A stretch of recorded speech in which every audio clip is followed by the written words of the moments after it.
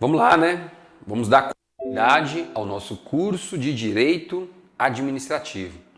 No bloco anterior, nós encerramos falando então sobre os requisitos ou elementos do ato administrativo. A partir de agora, nós vamos falar sobre os atributos do ato administrativo, tá? Atributos. O que são atributos dos atos administrativos? Bem, atributos nada mais são, na prática, do que características dos atos administrativos.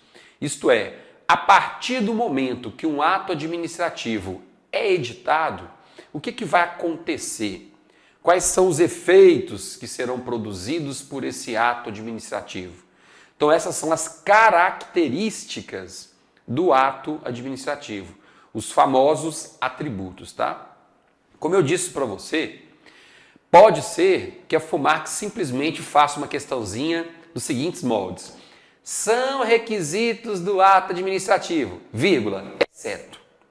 Aí ela coloca lá 3 requisitos do ato administrativo e coloca um atributo no meio.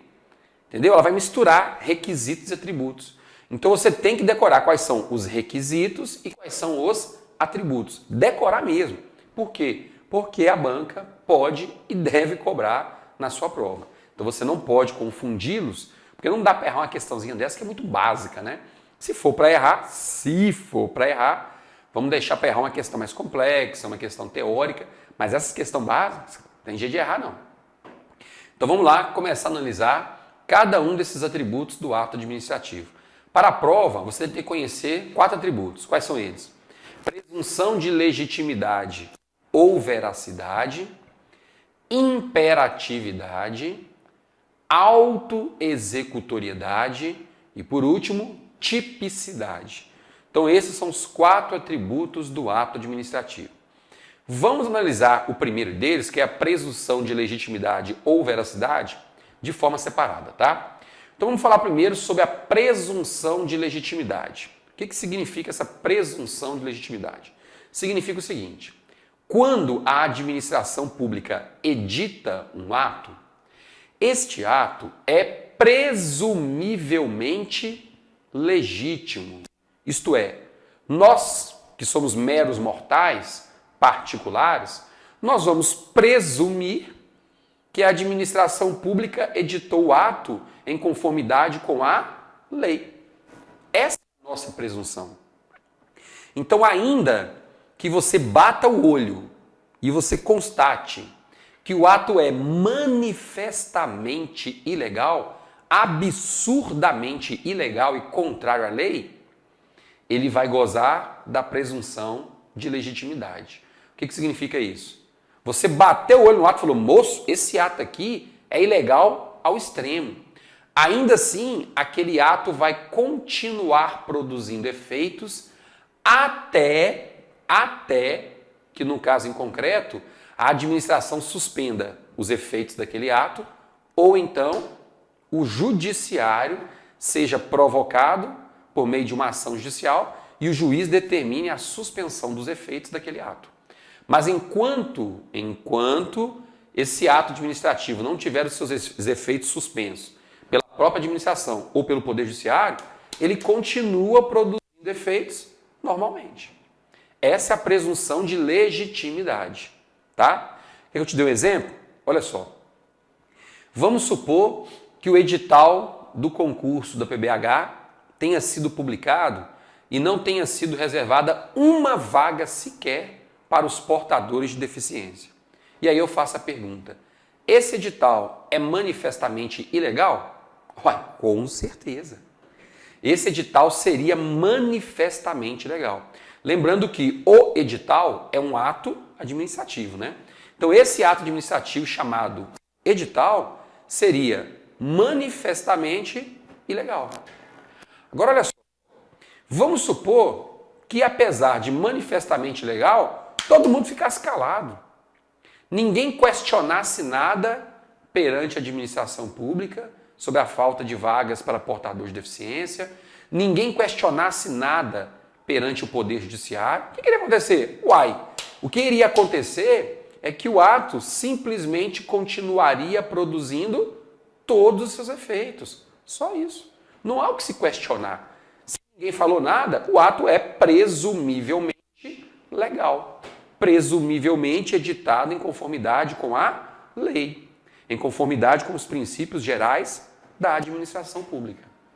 Isso é o que nos diz esse princípio da presunção de legitimidade. Agora, tem que ficar claro o seguinte: na prova lá da FUMARC, você pode encontrar a expressão presunção de legitimidade ou presunção de legalidade, tá? Em ambos os casos, qualquer uma das expressões está correta, tanto legalidade quanto legitimidade. Acontece que essa presunção de legitimidade, ela não é absoluta. Em provas de concurso, eles costumam muito dizer que ela é absoluta, né? Não é absoluta, não. Essa presunção de legitimidade, ela é relativa. Por que relativa? Porque ela admite prova em contrário. Se nós não concordarmos com aquele edital que foi publicado, porque ele não reservou vagas para portadores de deficiência, então nós podemos ingressar com pedido administrativo, como impugnação administrativa, para que a administração altere o edital. Ou então, podemos ingressar com pedido judicial para que aquele edital seja alterado. Tá? Então, por isso que eu digo que a presunção é relativa, ou seja, até que se prove o contrário. De vez em quando, as bancas costumam cobrar em prova essa expressão aqui, ó. A presunção de legitimidade é iuris tantum. Às vezes vem o iuris com J, o iuris com I, não tem problema, tá? Uma das duas estaria correta. Então a presunção é iuris tantum, isto é, a presunção é relativa. Qualquer outra expressão em latim que for utilizada para referir-se à presunção que é relativa, está incorreta. Essa é a expressão correta, tá? A presunção de legitimidade é iuris tantum, ou seja, ela é relativa. Beleza? Essa presunção de legitimidade está prevista em todos os atos da administração pública. Eu não estou me referindo aqui aos atos administrativos. Olha o que eu disse. Todos os atos da administração pública. Então, tanto os atos de direito público, que são os atos administrativos, quanto os atos de direito privado, editados pela administração, eles gozam dessa presunção de legitimidade. Em outras palavras, a administração pública não erra. Por isso é que os atos dela são presumivelmente legais, editados em conformidade com a lei, até que se prove o contrário. Eis o atributo da presunção de legitimidade. E, paralelamente a essa presunção de legitimidade, nós temos a presunção de veracidade. Ou seja, quando a administração pública apresenta um motivo para a edição do ato, esse motivo é presumivelmente verdadeiro. Por que, professor, que esse motivo é presumivelmente verdadeiro? É simples, porque a administração pública não mente. Se ela disse que esse motivo justificou a edição do ato, então isso é verdade. Ela não mente.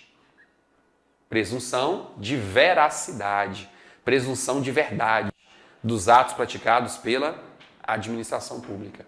Mas aí eu pergunto, essa presunção de veracidade, ela é absoluta ou relativa? Não precisa nem dizer, que você já sabe, né? Trata-se de uma presunção relativa. Isto é, se alguém se sentir prejudicado e conseguir comprovar que aquele motivo apresentado pela administração foi falso ou ele não existiu, é mentira, então o ato vai ser anulado. E esse ato vai ser anulado com fundamento em qual teoria? Teoria dos motivos determinantes, que nós já estudamos anteriormente. Então, eis a presunção de veracidade. Olha só, vamos supor que num determinado momento, um prefeito, ele decidiu dispensar um colega dele de um cargo de confiança. O colega dele ocupava um cargo de confiança lá no município, tá? Só que como era chegado dele, ele ficou sem graça. Era simplesmente ele falar, está dispensado e ponto final. Era só isso. Mas ele ficou sem graça. Moço, eu tenho que encontrar um motivo para dispensar esse colega, senão vai ficar sem graça demais. O cara precisando trabalhar, mas o cara é ruim de serviço demais. Aí sabe o que ele falou?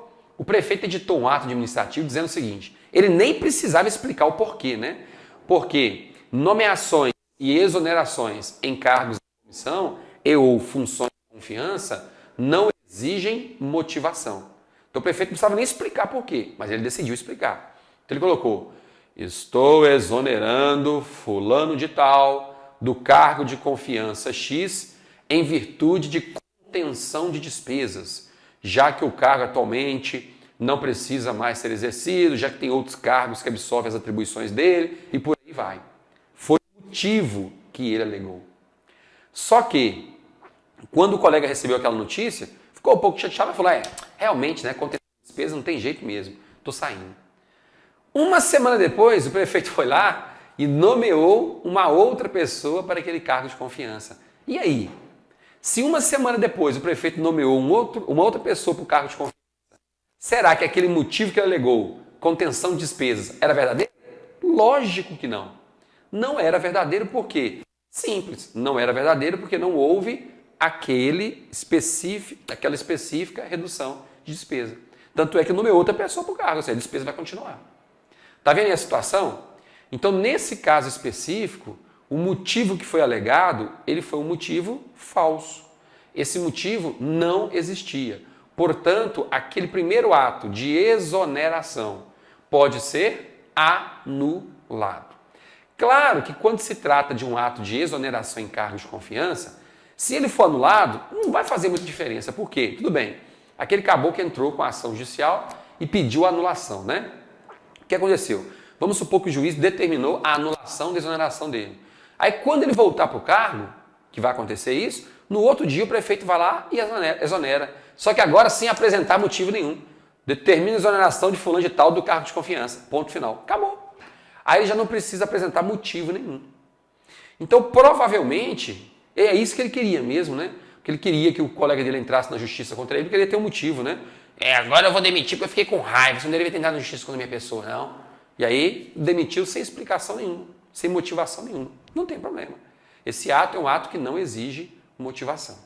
Ok? Então, a presunção de legitimidade e a presunção de veracidade estão presentes em todos os atos administrativos e também nos atos regidos pelo direito privado. A administração pública só edita atos em conformidade com a lei. Ela não erra. Essa é a presunção, né? Tem que se prova o contrário. A administração pública não mente. Quando ela apresenta um motivo para editar um ato, esse motivo realmente existiu. Essa é uma presunção. Até que se prove o contrário. Então, presunção relativa. O segundo atributo do ato administrativo é o atributo da imperatividade. Guarde o conceitozinho dele, porque as bancas adoram cobrar em prova. Inclusive, a FUMARC também cobra muito. Então, veja, o que significa essa imperatividade? A imperatividade assegura à administração pública a prerrogativa de impor os seus atos aos destinatários, independentemente de concordância ou aquiescência. Independentemente de concordância ou aquiescência, é isso mesmo. Eis o atributo da imperatividade. Eis o atributo da imperatividade. Então veja só, você já sabe que o ato administrativo é um ato unilateral. Depende exclusivamente da vontade de quem? Exclusivamente da vontade da administração pública. Então, em determinado momento, a administração pública simplesmente vai editar um ato e impor esse ato ao destinatário sem perguntar se ele concorda. É isso, e ponto final. Quer ver um exemplo? A multa. A multa é o exemplo mais claro. Então, quando a administração vai aplicar uma multa a um particular, a um determinado descumpridor de suas obrigações legais, a administração simplesmente aplica a multa e não pergunta se o destinatário da multa, se o infrator, concorda com a sua aplicação. Por quê? Porque a multa goza do atributo da imperatividade. Ela pode ser imposta a terceiros independentemente da concordância. Aceitando ou não, aí está a multa. Aí você vai entrar com recurso se você quiser, judicial, administrativo, já é outra história. Mas aceitando ou não, está aí a multa para você pagar. Eis o atributo da imperatividade. Atributo da imperatividade. Tudo certo até então? Então veja só, um outro ponto importantíssimo aqui. O ponto importantíssimo é o seguinte: esse atributo da imperatividade não está presente em todos os atos administrativos. E isso é um tópico, uma informação muito cobrada em prova. Por que não está presente em todos os atos administrativos? É porque é o seguinte, quando eu falo em imperatividade, é porque a administração, ela editou um ato e está impondo esse ato a terceiros, né? Mas partiu dela essa decisão de editar aquele ato. Agora, existem alguns atos administrativos cuja edição não partem da administração. Na verdade, é um particular que pede para a administração editar o ato administrativo. Então, nesses atos, por exemplo, nós não vamos ter o atributo da imperatividade, porque esse ato não está sendo imposto obrigatoriamente a ninguém, já que foi o próprio particular que pediu para a administração editar aquele ato. Quer um exemplo? As licenças e autorizações, que nada mais são do que espécies de alvará.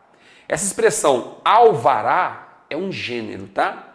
E dentro de alvará eu tenho as autorizações e as licenças.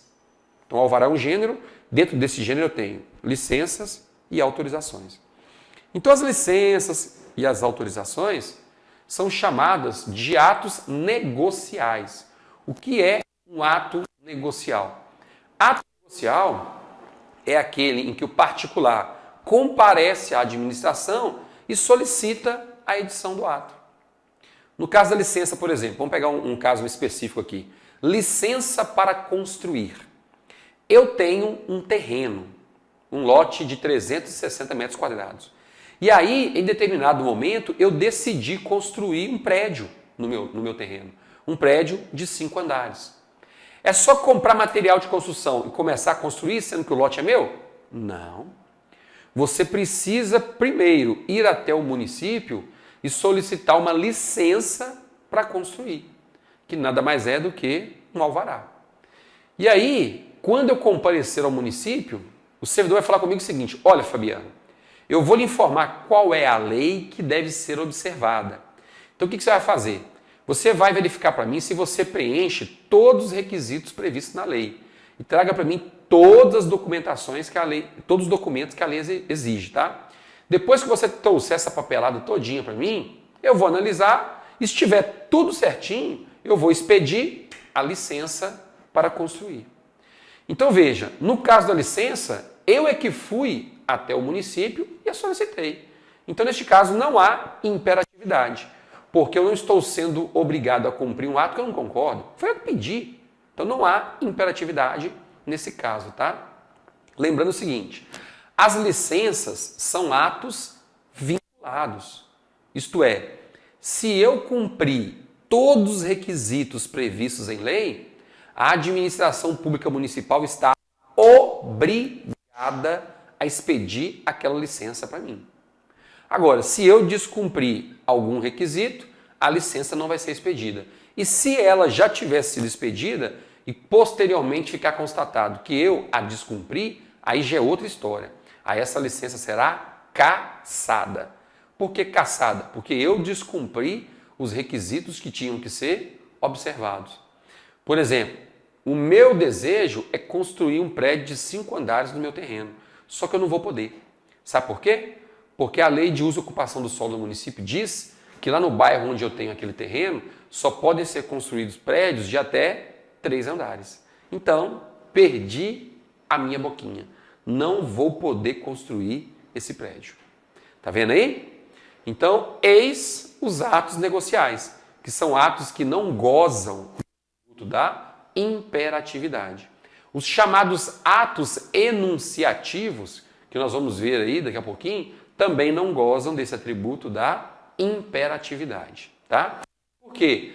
Atos enunciativos, nós vamos ver daqui a pouquinho, são aqueles que atestam ou declaram a existência de um determinado fato dentro da administração pública. São os atestados, certidões. Então, quando eu tenho uma certidão da administração pública em mãos, eu é que solicitei aquela certidão. A certidão é um ato administrativo, né? A princípio, vamos dizer assim, né? É um ato administrativo, mas fui eu que solicitei. Então, a administração não está impondo a certidão da minha pessoa contra a minha vontade. Tá vendo? Por isso é que não goza da imperatividade. Terceiro atributo do ato administrativo é a autoexecutoriedade. O que significa essa autoexecutoriedade? Significa que a administração pública pode autoexecutar as suas decisões sem precisar de autorização do poder judiciário. Eis o atributo da autoexecutoriedade. Então, a administração pública, em determinados momentos, ela toma a decisão. Se a decisão não for cumprida, ela mesma pode obrigar o particular a cumprir aquela decisão, sem precisar recorrer ao poder judiciário. Eis a famosa autoexecutoriedade. Vou lhe dar um exemplo aqui, bem claro, para você diferenciar essa imperatividade da autoexecutoriedade, tá? Olha só, vamos supor que num determinado momento começou a chover demais no município. Aí, os agentes da Defesa Social compareceram num bairro X e constataram que existia uma casinha de 2 andares próximo à margem do rio, bairro X. E esse rio estava subindo muito. Quando os agentes da Defesa Social foram até o local, eles constataram que existia ali uma grande chance de desabamento. Isso era 10 horas da manhã de uma quinta-feira. O que aconteceu? O agente coordenador daquela vistoria, isso era 10 horas da manhã, chegou para o proprietário da casa e falou com ele o seguinte: olha, nós somos da Defesa Civil e nós constatamos que esse imóvel aqui pode desabar a qualquer momento. O risco aqui é iminente de um desabamento. Então a questão é a seguinte: agora são 10 horas da manhã, nós vamos dar até meio-dia, vou dar 2 horas para o senhor e sua família desocupar esse imóvel. Não, não sai, a casa é minha, etc. Tá, eu vou editar um ato administrativo aqui chamado Ordem de Desocupação, tá? Então tá aqui, ó. Esse é um ato administrativo. Eu não assino, não tem problema, estou deixando aqui debaixo da porta. Essa é a ordem de desocupação. É uma ordem para você deixar o imóvel. Isso é um ato administrativo, tá? São 10 horas da manhã agora, meio-dia nós voltamos. O senhor já tem que ter saído de casa e tirado todos os móveis, desocupado o imóvel. Beleza. Veja só. Meio-dia, a equipe compareceu ao local. Pergunta, será que a família tinha saído? Oh, mas não tinha mesmo. Então veja só, quando aquele agente da Defesa Social editou a ordem de desocupação, ele perguntou para o proprietário do imóvel se ele concordava em sair do imóvel? Não, perguntou não. Simplesmente editou o ato e ponto final. Qual atributo que está presente nesse caso? Isso aí, imperatividade. Imperatividade. Agora, o ato já foi editado. 2 horas depois constatou-se que o ato não foi cumprido. E agora? A administração tomou a decisão. Editou o ato, né? A decisão não foi cumprida. E aí? E aí que a administração pública agora pode auto-executar aquela decisão. Fazer com que o particular cumpra a decisão sem precisar de autorização do poder judiciário. O que a administração vai fazer? Vai entrar em contato com a polícia, só, polícia, estou precisando de um suporte aqui para desocupar um imóvel. Aí a polícia vai entrar e vai desocupar o imóvel. Acabou. Inclusive foi utilizada a força policial. Então, eis a autoexecutoriedade, tá? É quando a administração pública toma a decisão e ela mesma executa aquela decisão. Mas para responder as questões de prova, tem que ficar claro que a autoexecutoriedade não está presente em todos os atos administrativos. Tem alguns atos administrativos que não gozam dessa alta executoriedade. Quer ver um exemplo? A multa. E é o exemplo mais cobrado em prova. Então, a multa é um ato administrativo que não goza de alta executoriedade. Ou seja, a administração pública aplicou a multa. Tá aí, ó. Você tem que pagar R$100 mil de multa. Beleza. Só que o proprietário daquele estabelecimento não pagou os R$100 mil da multa.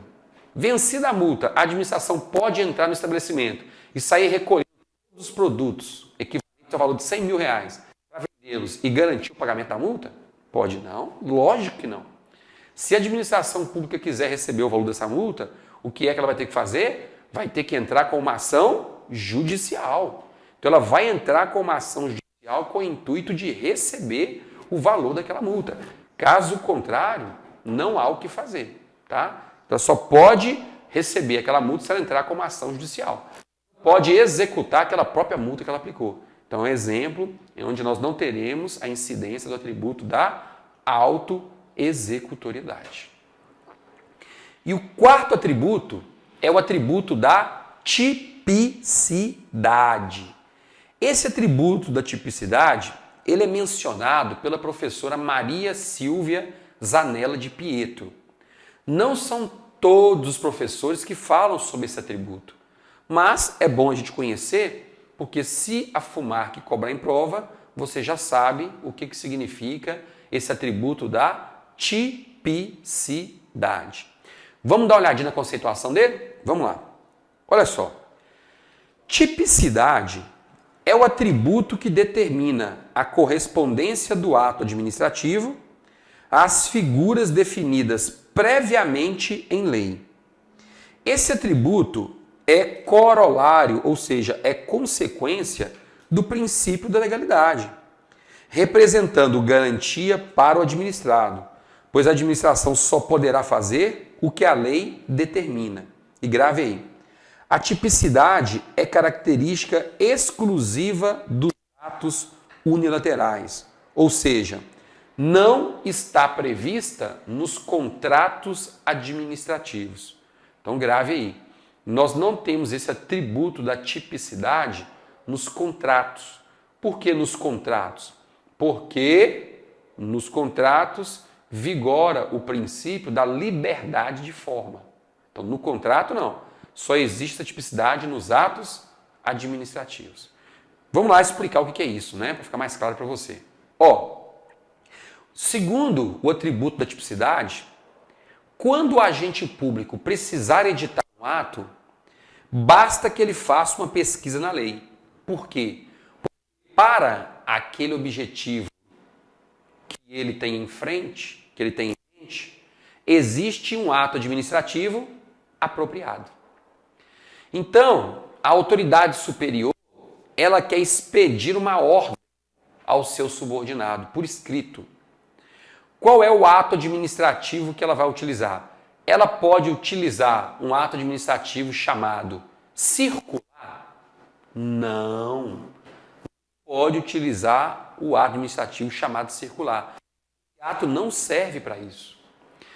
Nos termos da lei, o ato administrativo que serve para impor uma ordem a um subordinado por parte da autoridade superior é a ordem de serviço.